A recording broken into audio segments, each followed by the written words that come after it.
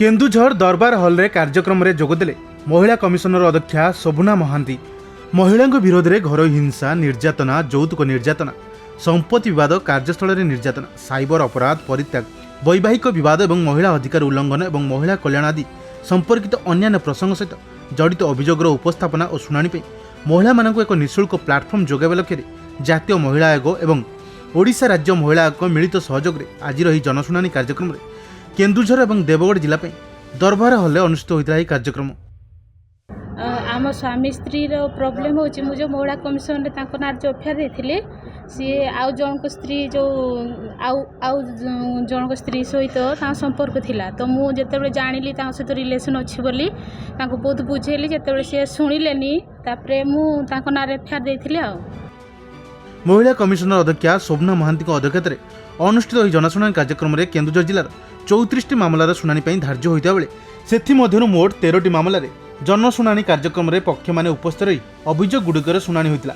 7टी मामलार फैसला होता बेले 3टी मामला को जिला सुरक्षा अधिकारी निकट को पठा जाइतिला।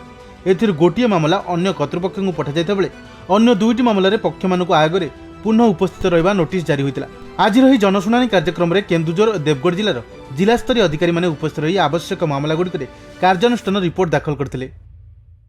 आज जातीय महिला आयोग एवं राज्य महिला आयोग मिलित आनुकूल्य केन्दुझर जिलार एक जनशुणाणी शिविर अनुष्ठित होता।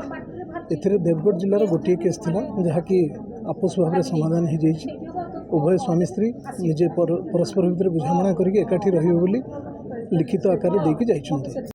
तो ये जो कार्यक्रम जनशुणाणी कार्यक्रम आमर जो जातीय आयोग और राज्य आयोग मिलित आनुकूल्य कार्यक्रम होची कारण आर उद्देश्य होची जे कि जो केसटी आम पाखु जाउची भुवनेश्वर पर्यंत जीव जे कि आम पाखु आसचु। आज देखु महिला घर हिंसा ता सहित आपणकर महिलांकर जो कार्यरत महिला मानकर असादाचरण कथा आसपर साइबर क्राइम नाबालक चालान ओमेन ट्राफिकिंग जो घटना सब बर्तमान होची ताकू आमे आम पाखे जो पिटिशन पड़ुची से पिटिशन बा दरखास्तकारिणी को आमे ता पाखरे आसी पहुँचु जनशुणाणी माध्यम महिलार न्याय सम्मान सुरक्षा और मर्यादापूर्ण बंचापी जो गोटे प्लाटफर्म तैयारी होती जातीय आयोग और राज्य आयोग जो गोटे प्लाटफर्म बिना शुल्क ये प्लाटफर्म तैयारी होती जे कि समस्ते मोबाइल आप्रे तांकर न्यू रजिस्ट्रेशन मध्य करि पारिबे घरे बसिकी।